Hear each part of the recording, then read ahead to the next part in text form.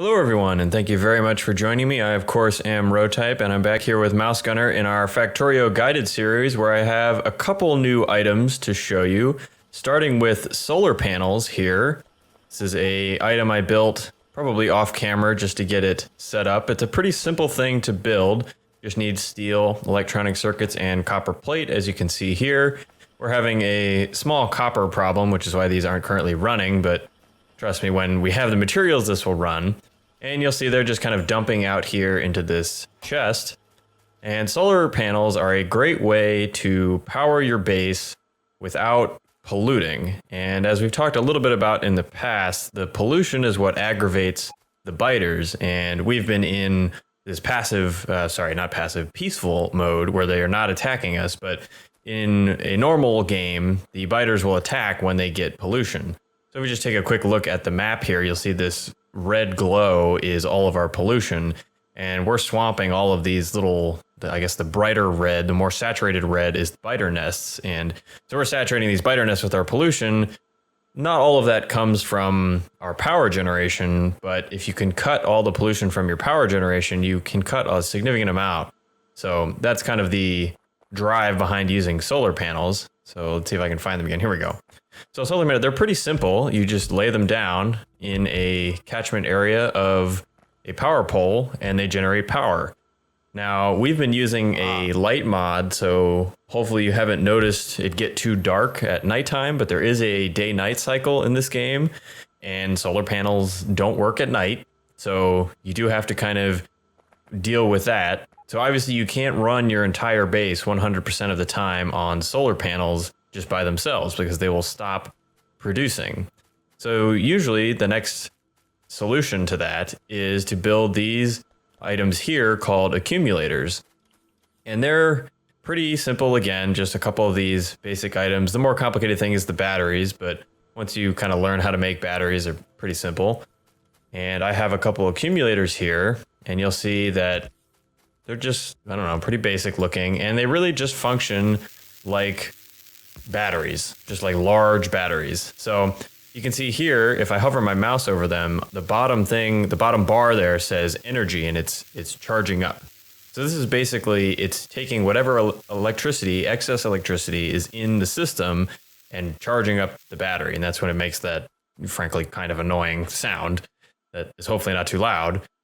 So a common thing to do, like I said, if you are trying to go completely green, is you'll lay down a couple solar panels, and I will just disconnect this to demonstrate. Now this is kind of its own power system, and if I put, I don't know, just like one of these, you'll see it's not complaining that it's not connected to power, as if I just kind of put this over here.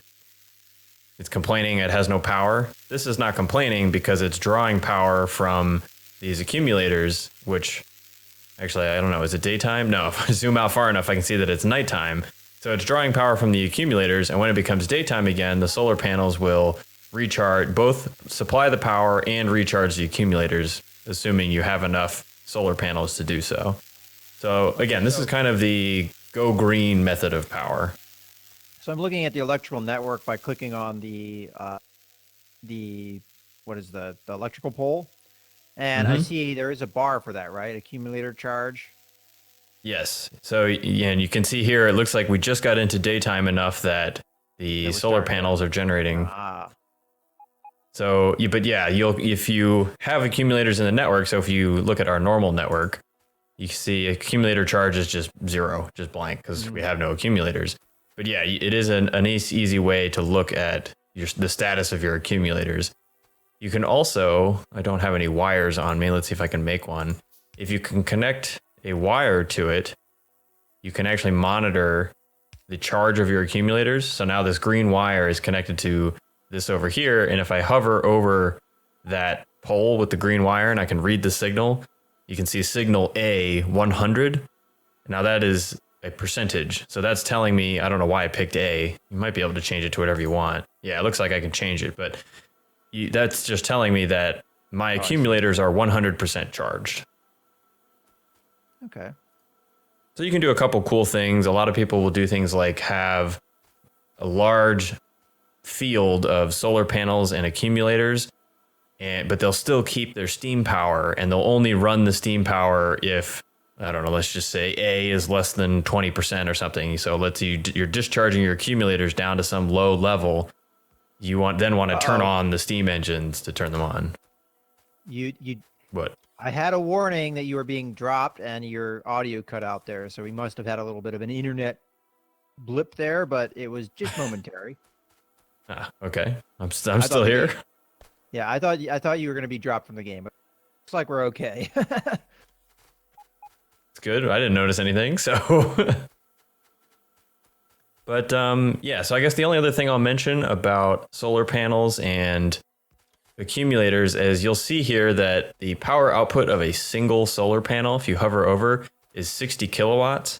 Now I'm going to go on the map and go over here to steam engines. Oh no. Looks like he's going to get dropped all the way now.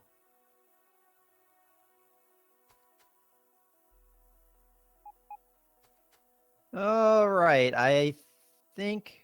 Hello? Oh, I'm back. That was interesting. Okay. Yeah, okay. Well, we'll keep going here, but if that happens again, we may have to take a little bit of a cut here, but all right. Well, we'll march on for now. I guess what I was saying is that the solar panels have, I don't know, what was it? Oh, okay, back. The solar panels output. Oh, okay. The solar panels output 60 kilowatts, and if I head over here to the steam engines, they output 900 kilowatts. So obviously, you're going to need a lot of solar panels to make up for your steam engines. And I borrowed a blueprint string that somebody else. We talked a little bit about how the blueprints can be exported as just a random jumble of, I mean, not really random, I suppose, but a jumble of letters and numbers. And so I just borrowed one from somebody that made on the internet. And this is his kind of design for a big field of solar panels and accumulators. And this will, let's see, probably replace maybe 2 or 3, maybe a few more, but a couple steam engines with this big, huge thing. Now, it's a common thing to see a RoboPort in the middle because that way you can just kind of place them and you just use the blueprint and you can place another one right next to it and on and on. But this just gives you a feel for when you go 100% solar, you have just these massive fields of solar panels and accumulators. So you said this is an option. One steam engine? Well, I don't know. I haven't done the exact math. Let's see if we can. I can look at the blueprint has 200 solar panels. Mm-hmm. So 200 times 60 kilowatts. Okay, so it's like it's like a steam engine and a half. Yeah, it's the point being you're going to need just large amounts of real estate to plant these giant fields of solar panels, which, if you clear out the biters or, just have space, it's not a big deal. And like I said, it's a nice way to go less pollution than your steam plants. The other nice thing is these don't consume any fuel. So if you run out of coal, you'll still have power, which is kind of nice. So just another option. I'm going to clear this because I don't want the robots trying to do stuff. Now, the other thing I'll talk about a little bit is a problem you can sometimes get if you do go 100% solar. And that is only if you match your ratios. So we've talked a lot about how Factorio is a large part of game of ratios.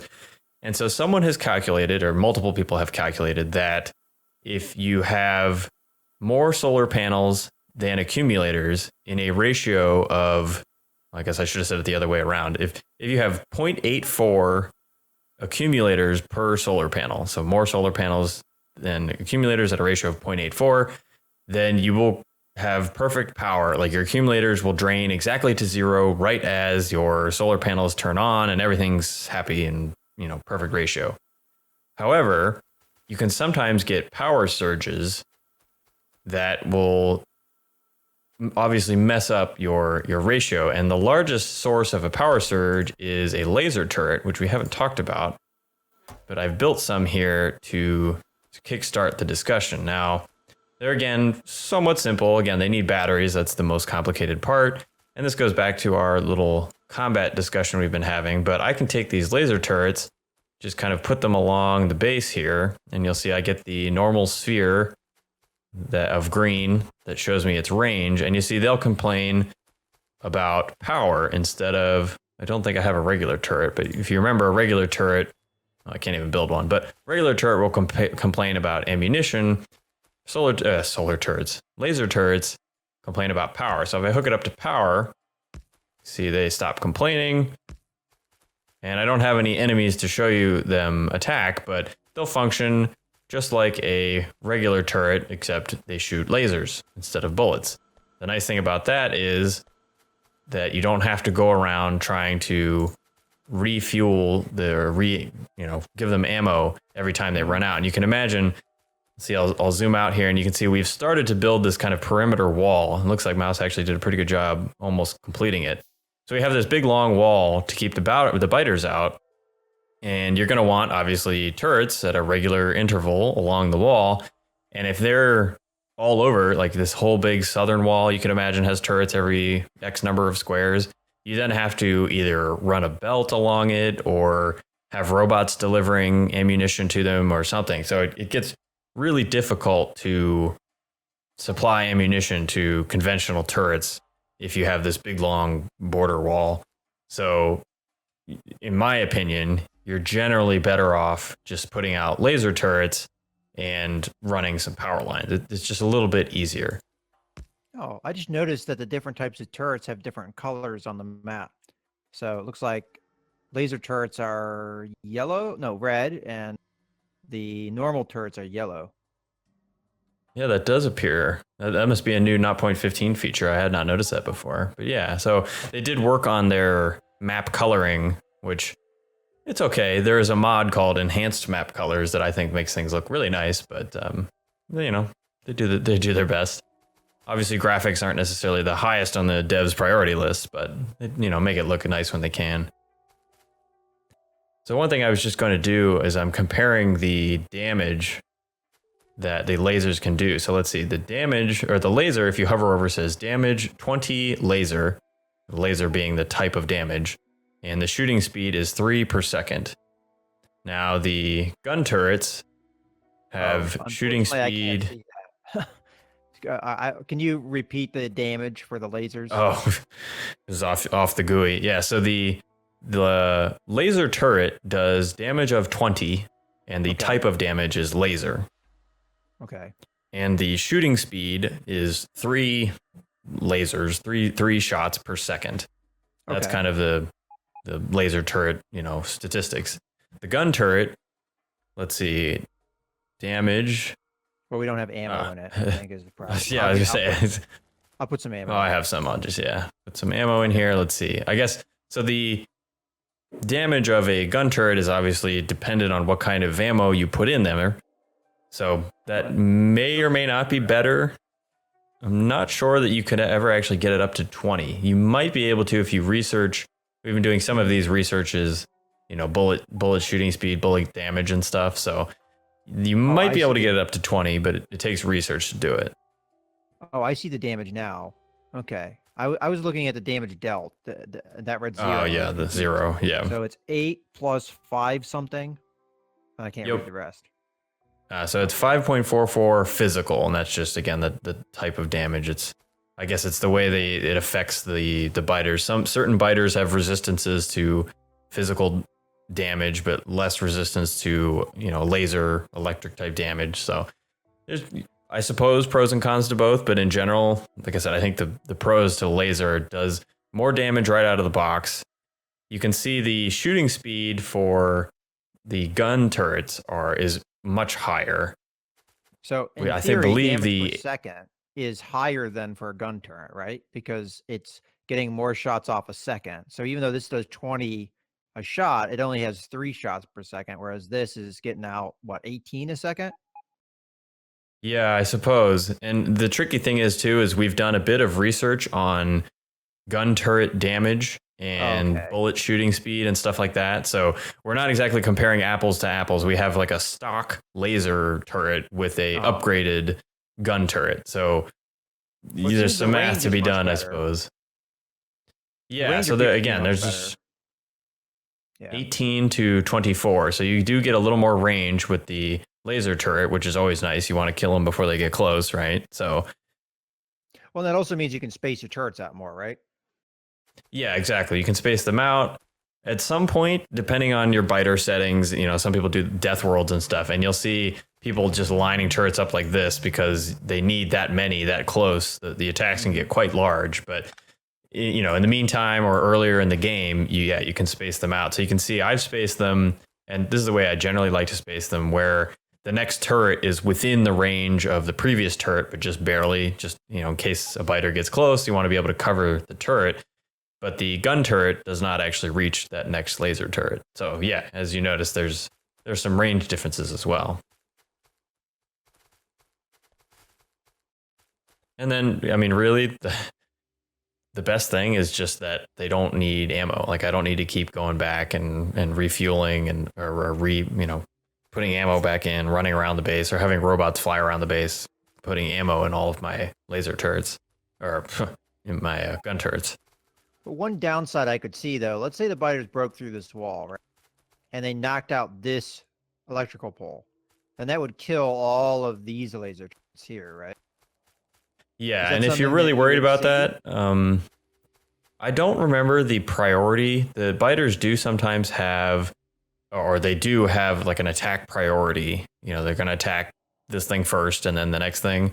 I believe they will attack turrets before they will attack electrical poles.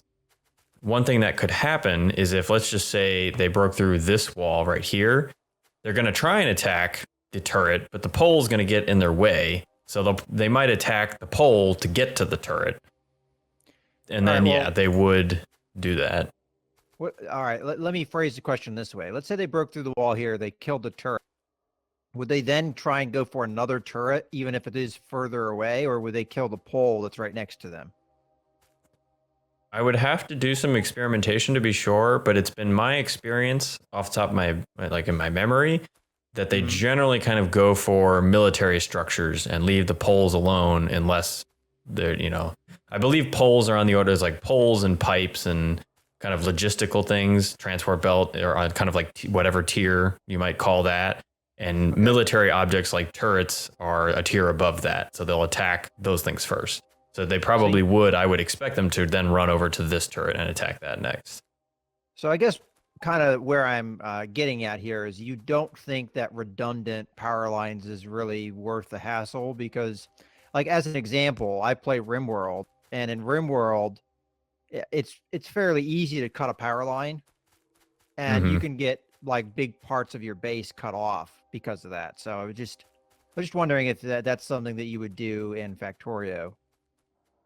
Well, I generally don't, because of the way I was saying. I think they will generally go for the military objects first, and then only if a power pole's like in the way, they will kind of override their normal targeting procedure if there's something that's blocking them from getting to the next thing. But in addition to that, I generally set up my base such that the biters can't get close to the walls, like they all die.